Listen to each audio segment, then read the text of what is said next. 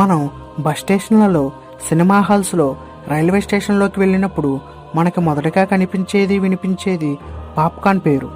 Popcorn ఎలా తయారవుతుంది, popcorn ఎప్పుడు తయారు చేశారు, ఎక్కడ కనిపెట్టారు అనేది మనం వీడియోలో తెలుసుకుందాం. అందరికీ ఇష్టమైన మొక్కజొన్న పుట్టింది మెక్సికోలో అని అందరూ అంటారు. క్రీస్తు పూర్వం 2500 సంవత్సరాల్లోనే అక్కడ నివసించిన కాచేజ్ ఇండియన్లు మొక్కజొన్నను పండించి ఆహారంగా తీసుకునేవారని తెలుస్తుంది. పెరు దేశంలో తూర్పు తీరంలో దాదాపు 1000 ఏళ్ల క్రితం నాటి మొక్కజొన్న గింజలు దొరికాయి. అన్నేళ్ల తర్వాత కూడా అవి వేయించి తినే స్థాయిలో ఉండటం విశేషం. మెక్సికో నుంచి బ్రిటన్కు చేరిన మొక్కజొన్నకు పంచదార జోడించి బ్రేక్ఫాస్ట్గా తినడానికి ఇంగ్లీష్ వారు మొదలుపెట్టారు. మొదట్లో మంట మీద కాల్చి నేరుగా కంకుల్ని తినేవారు. అయితే 18వ శతాబ్దం తరువాతనే ఇప్పుడు మనం తింటున్న పేలాలు లేదా పాప్కార్న్ వాడుకలోకి వచ్చాయి.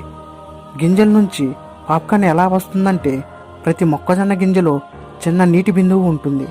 ఇది గింజలో ఉండే మెత్తటి పిండి పదార్థంలో నిల్వ ఉంటుంది.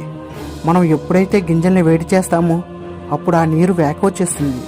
దాంతో పీడనం పెరిగి గింజ టప్మని పేలి పొరలుగా విచ్చుకుంటుంది. పూర్వం ఈ ప్రక్రియను చూసి అమెరికన్ తెగలు చాలా భయపడేవి. గింజలు ఆత్మ ఉంటుందని, దాన్ని వేడి చేస్తే బయటకు వచ్చి చిటపటమని గోల చేస్తుందని నమ్మేవారు. తిండిలోనే కాకుండా పూజ వ్యవహారాల్లో కూడా అమెరికన్ తెగలు పాప్కార్న్ విషేద ప్రాధాన్యం ఇచ్చేవాళ్ళు. స్త్రీలకు మొక్కజొన్న కంకులను తలపై ధరించేవారు. గింజలను మాలగా గుచ్చి మెడలో ధరించేవారు. ఇప్పుడు పాప్కార్న్ లేనిదే మనం సినిమా చూడలేని పరిస్థితికి వచ్చాం. వేడివేడి పాప్కార్న్ నములుతూ సినిమా చూస్తుంటే ఆ మజానే వేరుగా ఉంటుంది. దేవుడు తన సృష్టి ద్వారా మనిషిని పుట్టిస్తే, మనిషి తన సృష్టి ద్వారా మరమనిషిని పుట్టించాడు.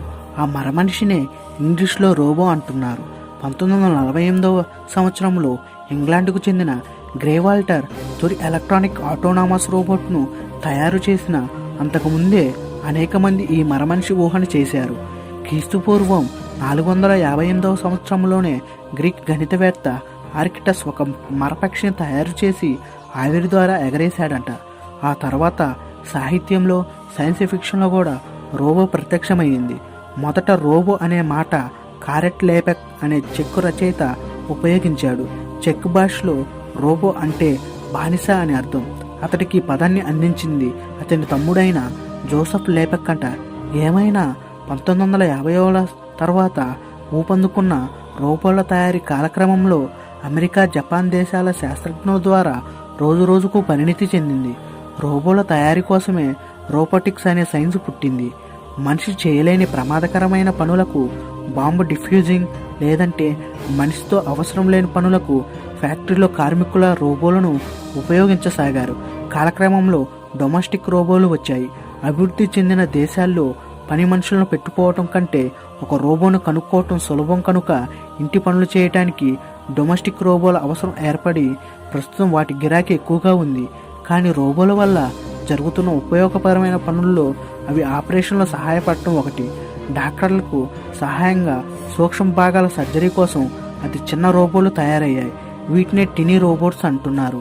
ఆపరేషన్ల సమయంలో మనిషి ద్వారా రోగికి ఇన్ఫెక్షన్ వచ్చే అవకాశం ఎక్కువ. కానీ టినీ రోబోట్స్ ద్వారా ఆ ప్రమాదం పూర్తిగా తొలగిపోయి ఆపరేషన్ అనంతరం రోగి త్వరగా కోలుకుంటున్నాడట. మొత్తం మీద 2030 నాటికి ఇంచుమించు మనిషి లాంటి రోబోలు తయారవుతాయని ఒక అంచనా. ప్రస్తుతం తాకటం ద్వారా అది ఏ వస్తువో గ్రహించే సెన్సార్లను తయారు చేసి వాటిని రోబోల చేతికి అమర్చుతున్నారు శాస్త్రవేత్తలు. ఈ ప్రయోగం సఫలం అయితే రోబోలకు స్పర్శ జ్ఞానం వస్తుంది. అవి ఇంకా మెరుగైన సేవలు అందిస్తాయి. రోదసీలో, సముద్ర గర్భంలో, ఇంకా ప్రమాదకరమైన అనేక చోట్ల మనిషికి బదులు రోబో ఎంతో సహకారిగా పనిచేస్తున్న రోబోల వల్ల ప్రమాదాలు కూడా ఉండే అవకాశం ఉంది. కొంతకాలానికి రోబోలే మనిషి మీద పూర్తి ఆధిపత్యం సాధించవచ్చు. లేదంటే కొన్ని సైన్స్ ఫిక్షన్లో జరిగినట్టుగా మనిషి అదుపు తప్పిన రోబోల సర్వనాశనానికి ఒడగట్టవచ్చు. సైన్స్ వల్ల మంచి ఉంటుంది, చెడు ఉంటుంది. రోబోల వల్ల మంచి జరగాలని కోరుకుందాం.